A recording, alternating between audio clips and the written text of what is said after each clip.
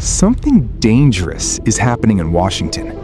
Jayden Daniels isn't just giving the Commanders hope, he's turning them into the NFC East nightmare nobody saw coming. Can they win the NFC East? Yes. And it's what you said, Shay. And Stephen A., you alluded to it too. Like, obviously it's early in the season, it's wishful thinking to think that we know everything about these teams. That was a super impressive win on the road.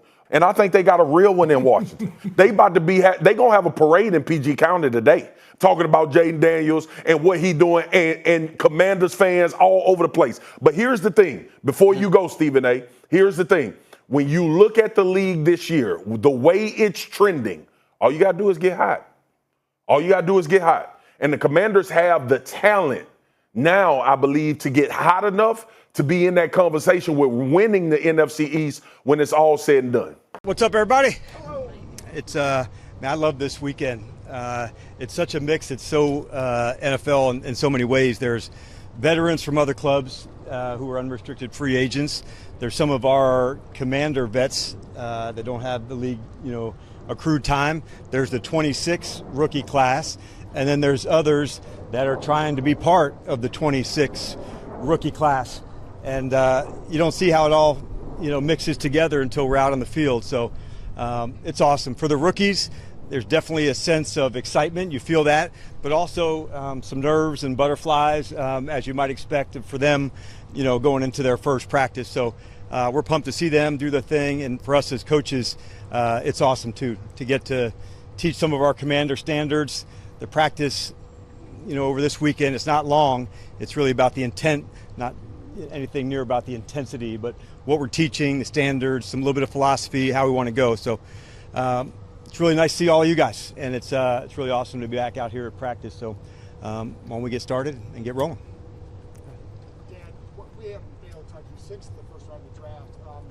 One of the guys you're bringing in, Antonio Williams. I'm just curious how you see his fit in this offense and the usage for him. Yep. So, man, what a fit, I would say, first off, with Antonio, because this is a player that can play multiple spots at receiver.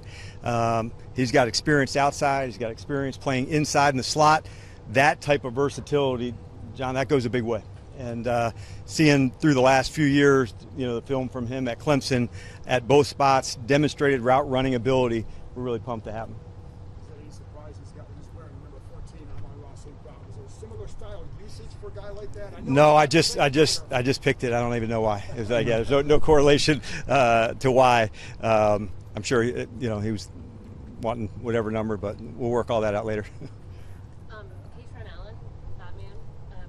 you refer to him as Batman? I do not. Yes, I do not, and I'm hopefully never going to. What do you like about him in his game? I like a lot about his game, Nicky. First off, I think as a running back, there's some things that you really look for. First one is vision. In the blocking scheme, sometimes the hole is so small, to know that's the spot, that's the aiming point. Can I make a cut? Can I see a defender that's, further on my backside to go? And that type of knowledge, that type of vision is a big deal. He's got demonstrated power, in the backfield. So there's a lot that I like. I'm really excited to get started with him. I'm going to ask you a question too. You brought in Drew Stevens. What's kind of your plan there? That if you expect a full kicking competition? Yes. Yep. At a number of spots. It's one of the things I love, just promoting that type of competition and what we'll do. And so there'll be a number of positions that we'll talk about, in the months ahead of where those competitions will be. I honestly feel like that's how we get the best out of one another. Those competitions at positions, different styles and roles, that's how it all kind of comes together. And so whether we're talking about kicker or center or, different spots along the way, we just keep battling for it and we'll see it all the way through. Dan, as a coach and a coaching staff, what are you looking for this weekend when you see these guys on the grass? Yeah, the first thing, I guess we're onboarding these guys. Number one, just some of the learning to see, all right, we installed some things with them. Now can we carry it onto the field? Some of the movements, but I want to see communication. I want to see their connection, with their other teammates. The individual portions are more important right now than the team parts. None of these guys have worked together, so it's just the first part of the onboarding. So I'd say it's an important part of the process, have fresh eyes for the guys to go.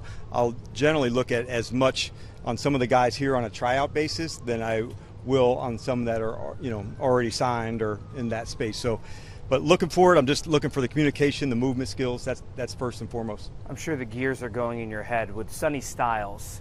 How do you envision utilizing him in this defense? Yeah, I think the first part of it, man, like, let's get the fundamentals down. The two inside linebacker spots have similarities, but there's also some nuances. During the course of the spring and training camp, we'll work him and some other guys at both of the spots. There's a lot that he can do, and like all the players, we're going to try to do the best we can to put him in the spots to really allow them to do their thing, you know, at full speed and at a high level. And a lot of times that takes all the way in through camp as well. So there's no limits on what I think he can become, but I'm going to let the whole process, you know, really play all the way through because there's a lot to go over. Dan, this is essentially the start of the run towards the 53 and the practice squad and things like that. You guys have preached culture and the internal positive vibes that you've throughout the time you've been here. How much does that get tested when you're going through the evaluation process you just went through after a 5-win season? Does that get tested for you at all?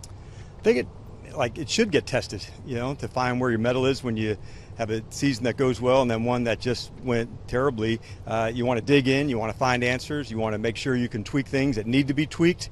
But one thing that I know to be a fact, like there's some real competitors in this locker room, and the standards they have as ball players and teammates, those are the things that, you know, help you get to where you want to get to. And obviously, not everybody's a Boy Scout. You probably don't even want all Boy Scouts. How do you evaluate the risk reward of those principles versus, hey, maybe this guy, a player, wherever they might find him throughout the process, there may be some questions. How do you evaluate that aspect of the talent versus maybe the risk? Yeah, I think the football character is like what you're talking about, and that's demonstrated to know, you know, how we can feature the best things that these guys bring to the team. That's what you look for first. To be a productive NFL player, man, there's got to be one or two traits that you have that's so elite you can do differently than everybody else. You want to find those things, but always within the framework of the team. When you evaluate defensive players, especially, what goes into picking a guy for the green dot? What are the non-negotiables? Yeah, I think you have to have demonstrated communication skills. It doesn't have to be where you've done it your whole life, you know, like where, okay, that's all I've ever done. You know, like some kids grew up as a quarterback from 8 years old. It doesn't have to be that, David, but what it does have to be, there has to be confidence. There's got to be belief. It's got to be firm because that voice is used in a lot of ways. Sometimes to give the call, sometimes is to also let somebody know this is not how things are going to go. So there's a number of candidates that we have, but that would be at the top of my list, like demonstrated ability to think under pressure. I was going to say real-time processing. Real time. And that ability for those players that have that thinking under pressure, and quite often we try to make here at practice as stressful as you can. Is it like the game? You know it's not. But if we can create as many training scenarios for them, you know, what happens when the green dot doesn't come off? You know, when it doesn't work. There's plenty of times in practice I would just, you know, don't have a call, so they have to like feel the stress of like, okay, you didn't call anything. What am I going to do? You're at your best when they're already finishing the call, like you're starting to make a call, you know, through the headset, and before you're done, you see the person turning and starting the conversation. So it takes a while to get to that spot where you can be in concert, but the more you do it, you know, the more connected you become with the play caller, and that helps too. Can you create that atmosphere here? And I mean, it's a 3-day camp with a lot of tryout guys, or does that lack of cohesion make it even better? I think it's too early to test right now. It's the first go around. Let's just see, you know, communication. Is there urgency that goes with it? But as we get into the full team being together beginning on Monday and then through spring ball, that's really when you can kind of test it. This one is more, let's get the function down and get to those skills before we turn up the heat too high. Yeah, we see the tape and the wingspan of Josh Josephs. How glad were you to land him on day 3? How excited are you to see him in burgundy and gold out there doing some work? Yeah, just in fact got some the chance to spend some time with him today after we did our walkthrough to go in, and it's the football knowledge also that goes with it. Josh has been somebody at Tennessee that's been versatile. He can drop, he can rush. That's why he's here to rush. But I'm excited to have that type of length, get off, demonstrated pass rush ability. I found the more of that you have and develop it. We were talking about traits earlier, how important that is. He has that, and we look forward to developing that trait to see if we can take him from this space into the next one. He told us who his first career sack was against. Did he tell you? He has not told me. You know what he went I do. Hey, Coach, one of the undrafted free agent quarterback, Fred Davis. Yes. Talk a little bit about him and what you're hoping to see in adding depth to that area. Yeah, and coming out of Jacksonville and some of the different spots, what I see right off the bat is, at corner, good length and the ability to match, some of the taller receivers down the field. And so those are a few of the things that you want to get into the evaluation. Can a corner track the ball down the field and sometimes just catch the flash of the ball? And so those are the things that you're looking for at that spot. In Durante's scheme, there'll be times when they're up playing on the line of scrimmage and times that we're off. And so those are the things that will start the process of training him on. But I'm excited to see where he can take it. You've had Durante in the building for a couple months now. What are you learning about him stylistically, leadership? I think from a leadership standpoint, I'll start there first. Man, is he organized, like impeccably organized. He's got a very detailed thought and approach to how things go, from the way he meets with the defensive staff to the way he meets, with the players. So I like that approach, that there's just, he hits every single step along the way. As a player, you like that because he's thorough. He goes through all the steps. It's not gray. There's a lot of clarity. Even though at times it can seem complex to what we're doing, there's actually a lot of clarity that goes with it. So that's the part from a leadership standpoint that I've seen so far, like the extreme organization and clarity of the teaching. To that point, what have you seen different from Jayden Daniels so far since he's stepped up? I think it's fun to see him install the whole thing, in front of the room, an identity of what we'd like to be, of the different teaching. So there's quite a bit of new terminology, for the players that, we're here from 24 and 25. So to see the different things that we're emphasizing and him right in the front of it all, it's been excellent. One of the things I've been impressed by him is his ability and the staff to really function together.